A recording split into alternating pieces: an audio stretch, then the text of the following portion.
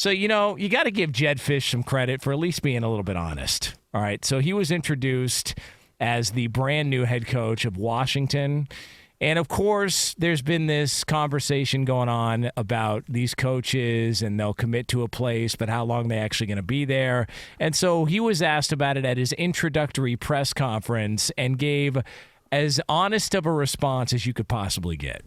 In terms of being here long term, is this a place where you see yourself setting down your roots and being here long term in the current environment? And given that the last person said that he did, now he's at Alabama, what would you say to that? Right. Well, I think that's always the problem, right? You can't be right, you can't be wrong, whatever you say. I know that comment's always going to be made. Is it a destination job? I would answer it this way. The Big Ten, the SEC, right now is who's leading the football pathways. The college football landscape is about getting to the CFP. There's 12 teams that are going to compete every year starting next year in the college football playoffs. If you look at what teams traditionally compete, it's about the same 12 or 14 teams. University of Washington is one of those 12 or 14 teams. That's why we coach. We coach to be able to take a seat at that table and to be able to give yourself a chance every single year with resources beyond belief, with an opportunity to go out there with a fan base that's dying to continue to win, that have won national championships. And the idea of staying is why you come. The idea of being here is to win championships. And that's all I can promise, that we're going to be here every single day doing everything we can to win a championship, knowing that Washington has the opportunity to do that every year. That's how it's done, right there. That's how you. That's how you do. Do you feel like he dodged a few bullets there, so? like he's Keanu Reeves in the Matrix? It was well. I mean, it was well. It was a very well. Yeah.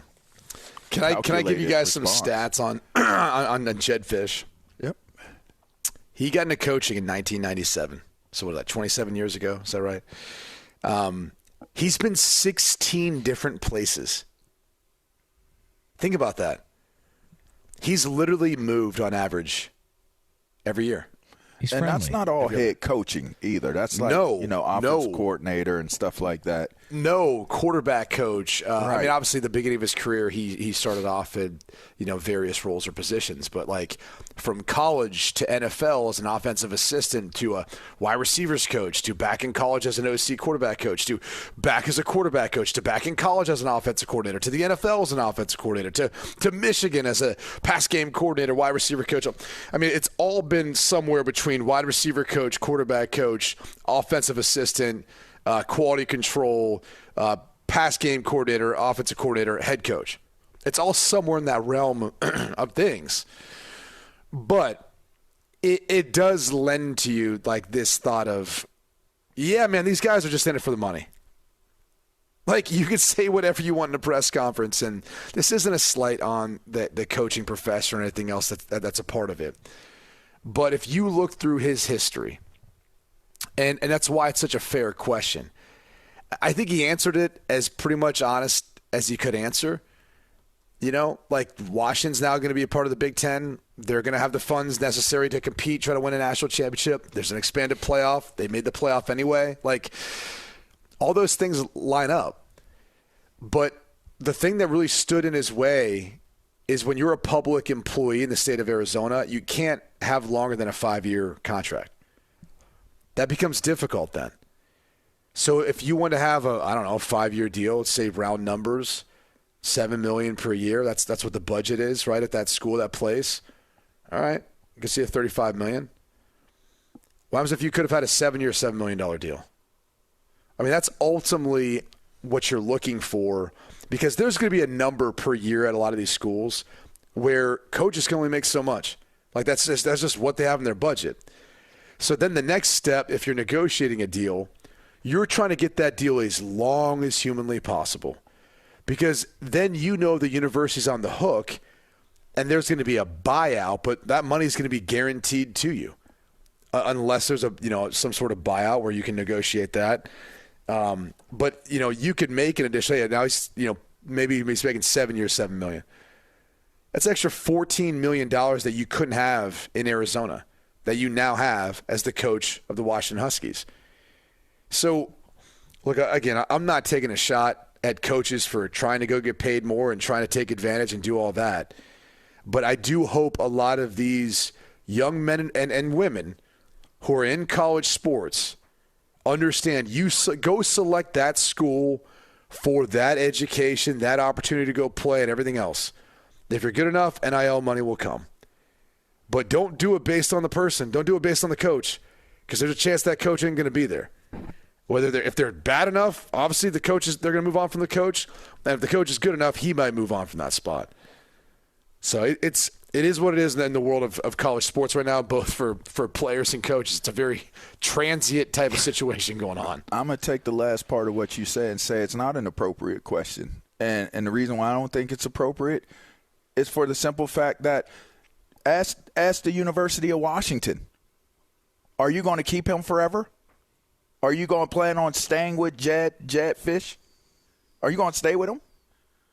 So to me, there's such a double standard. And the standard is you have to be loyal to the community that you join as a coach or as a player. But as a community, you don't have to be loyal to them. It's all about what you can offer and give me. We just had the conversation about Sirianni and how he's had a winning season and how he's facing being fired, could possibly lose his job. There's no loyalty to these coaches. There's no loyalty to these players. There's not. So why are we asking of a coach to be loyal? Like, are you going to stay with Washington? Yeah, for as long as they're going to keep me here as the coach. If I have one bad season, are you asking me that? Are you going to stay? Are you going to stay? Please be loyal to us. Please. You're going to be fired before that even happens. I just don't think that it should be. It is a business. Accept that it's a business. Yes, you want to make money. If I'm Fisch, this is the biggest opportunity he's had to make a ton of money. God bless. That's the American dream, being personified, being fulfilled. You put yourself in a position where the merits of what you did, your hard work paid off. You struck gold. You struck oil. You struck like lightning in a bottle by having the season you did with Arizona. And Arizona turned out to be a school that afforded you the opportunity to progress your career and go to a school that's going to pay you more money. And look, what you're saying is all good and fun, but on January 4th, when he says he's not going anywhere, he's staying and all that stuff, it's like, all right, like that's the only thing that kind of bothers me about it is there's a lot of, false advertisement. Of course, there's a lot of false. I mean, listen, there's like several. Hold on, LaVar, just because it goes on doesn't make it right. Like especially, and I understand the business. Kids, it's business. Okay. It's business. But it's different when you're dealing with, at times, 16 to 17 to 18-year-old kids. And I'll even say kids in college. I don't care if they're 22. They're still young. And that's what bothers me about this whole thing is you don't need to lie. And that's the one thing I'll say about his comment is he wasn't lying at what he said about his opportunity was at Washington and what he's looking at doing and all that stuff. He didn't lie. He told the truth. But that's the problem about this is, and I know coaches are in a tough spot because they get put on the spot to answer questions. Are you going to be here? And the second you say you're not going to be there, right, someone's used it against you in recruiting. Like, that's the world they live in. How many I understand coaches are honest? I would say this. I committed to go play for a coach because he was honest. Like, that was one of the factors that factored into my decision when I went to Notre Dame. Ty Willingham was an honest man. He told me the most honest and gave me the most honest advice throughout my entire recruiting process. Even the most honest man can be turned into not being honest based off of circumstances. And that's a great blanket statement. That's fine. I think we can still ask more from coaches to be honest about this process. And we could probably do some things too to make it easier to make these guys honest too, with the way we go about handling the college football calendar and everything else. I think it comes down to what your original point was. I did not choose. I chose Penn State partially in part because I wanted to play for Joe Paterno. That was attractive to me. But I chose Penn State, one, because I wanted to teach. I wanted to be a counselor. and it was close to my family. It was Pennsylvania. I wanted to stay close to home. I wanted my family to be a part of my career. When things weren't working out the way that I had anticipated or hoped for at Penn State, when I started like kind of feeling the urge to possibly explore my options, I looked at Pitt. And I looked at Pitt because, you know what? It was closer to home. So for me, I feel like if we're looking at this from an integrity standpoint, I don't think you go into the situation hoping and thinking that the coach or the people there are going to have integrity. I think that's naive. And I was prepared that way. And I would say I would offer that young men and women that are choosing where they're going to go to school and compete should know that that's why you should choose the school, because of what it has to offer you as an institution, because you cannot trust every single thing that you hear. In fact, you shouldn't trust any of it other than what at face value. I can go get an education here. Here's the education I'm going to receive. Here's who recruits this school. I can get a job here, and I know that I can ensure myself a good living when I leave this school with my education and with my degree. That's it. Nobody else owes you anything else. So I don't give a damn about somebody having integrity. That's the coach. If Joe Paterno left for the NFL, you are still there to be a student, and you're still there as long as you choose to be there, unless you try to transfer and go into the portal or whatever it may be. You are still there to be a player as well. And that's the end of it. Like, to me, it's like, oh, you shouldn't have lied. Like, coaches, even if they meant what they said, circumstances can change the truth. If Ty Willingham had got a better offer or something like that came about, then he's probably going to entertain it. And there's nothing wrong with that. But of course there's not. Like, what I'm saying is you could still communicate it in the most honest way. And, Go ahead. I'm sorry. I'll let you make your point. Go ahead. No, that is the point. Like, yeah, a different circumstance would come up where he might have a better opportunity, or could have. And I think he would have communicated it in an honest way.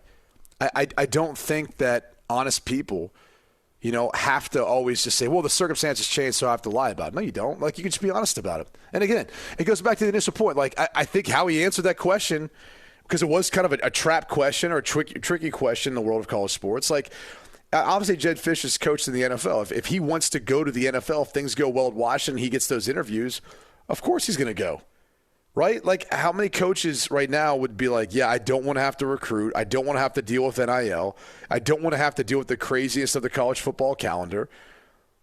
I don't know many coaches who wouldn't want to have the shot to go to the NFL. I mean, in part, it's the ultimate level, right?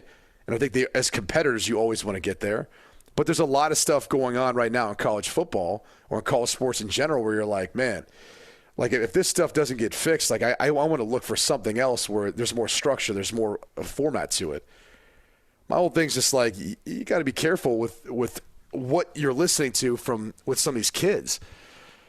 And again, he's moved around. He's taken opportunities. I'm not trying to say that you shouldn't do that. I just think you can communicate it in an honest way. I totally hear what you're saying, and I don't disagree with it. I just don't think that any kid that's going into the college realm should be basing what they're thinking off of totally what a coach says to you. I'm going to go meet with a coach this morning for my son. I'm going to take it at face value.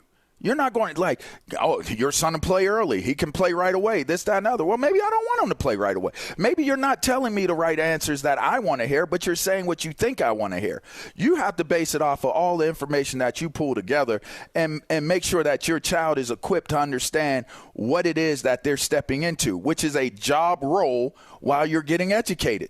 That's best prepare your kids. Don't let your circumstances dictate to you what your ultimate outcomes are going to be. Be prepared for what you want to get done, what your goals are, and then you don't have to worry about all of the things that somebody may have said or promised. You have what your task is, and you get your task done. And maybe that's because I'm a military kid.